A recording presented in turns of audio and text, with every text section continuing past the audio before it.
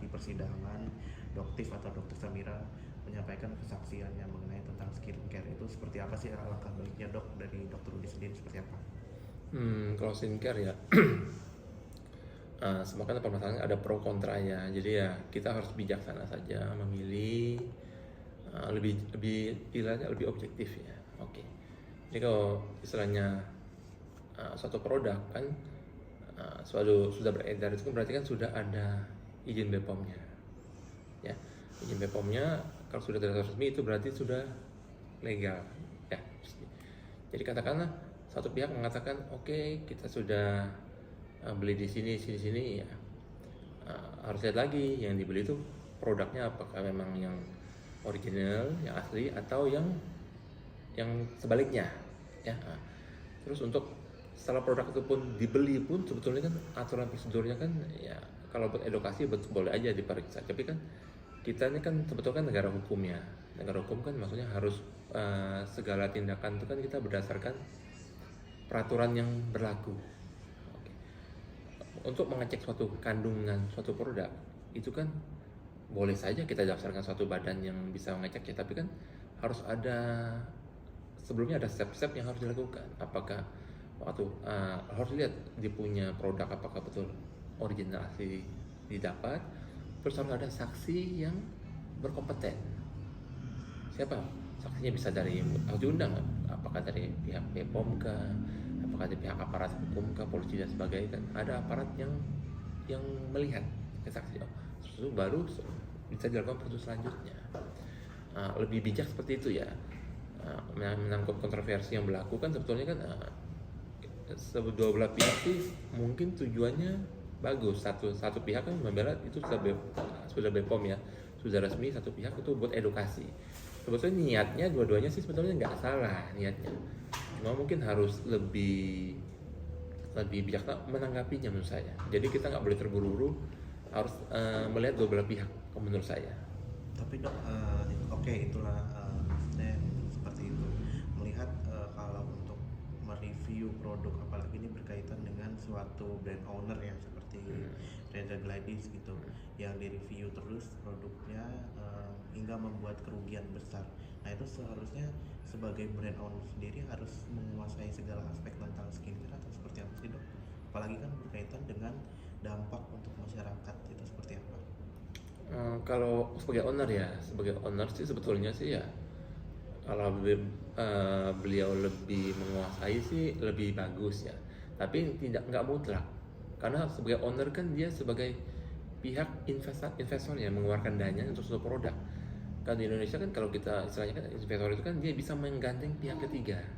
Pihak ketiga namanya mungkin perusahaan obat tertentu yang mengeluarkan produk, istilahnya kita bisa kerjasama enggak. Jadi secara pihak dari ownernya sendiri ya tidak mesti sebetulnya, karena nanti diserahkan kepada pihak yang rekanan. Produknya apakah betul sesuai ini, sudah resmi, sudah terdaftar, aman tidak, itu kan dari pihak rekanannya sebetulnya ya.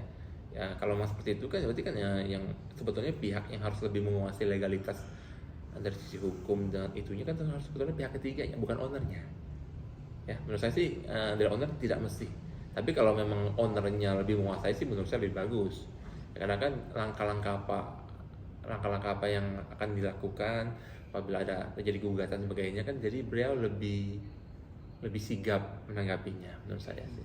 Untuk dokter sendiri yang dokter yang melakukan flexing itu sebaiknya seperti apa sih dok? Kalau ini sih mungkin pribadi ya, salah pribadi ya. Sebetulnya sih kalau ini dua sisi saya lihat ya, sisi profesi lah.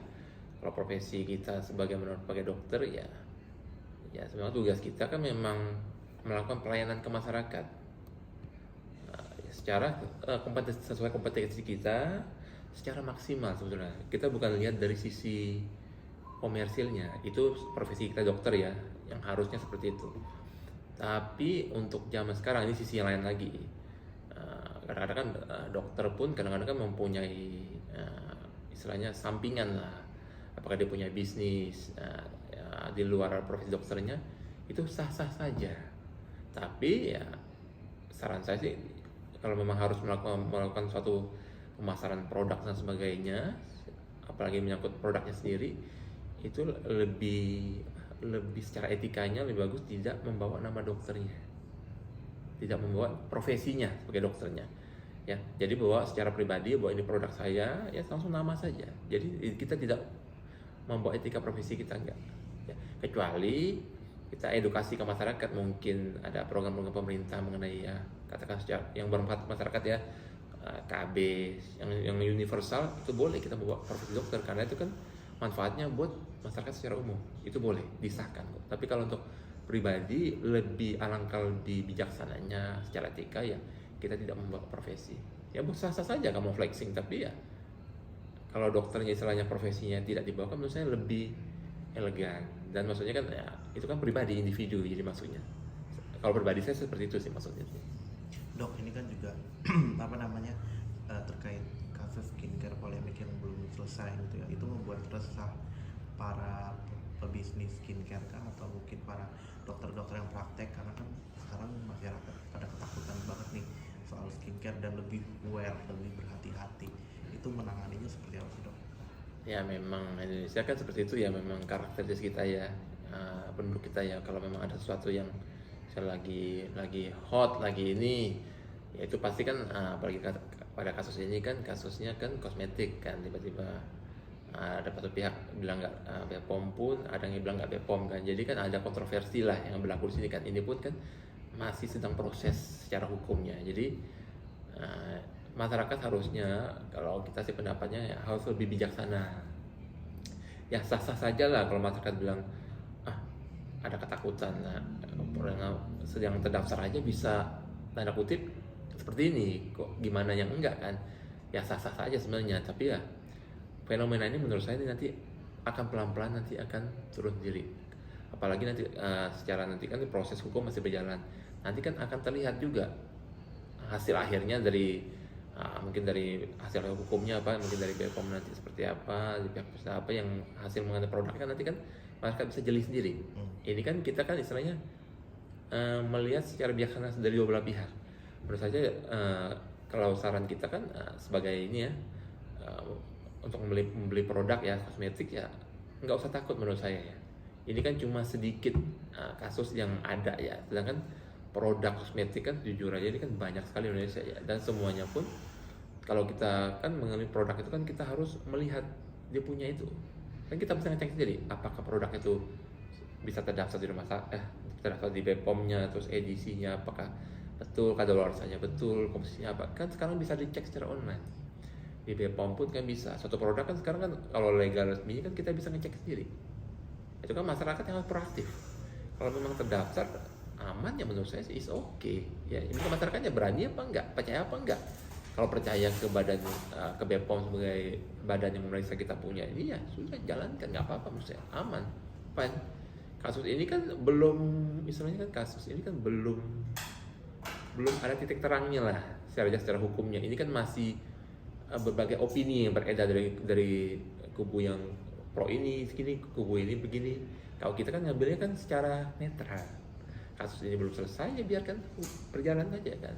Ya kita ngambil secara bijaksananya aja, yaudah. Kalau produk itu masyarakat nggak usah takut misalnya. Kalau memang produk itu apalagi yang udah lama sekali, yang sudah terbukti, ya sudah sah, pakai saja, nggak apa-apa kok menurut saya ya. Oke, Dok, terima kasih Aman banyak. ya.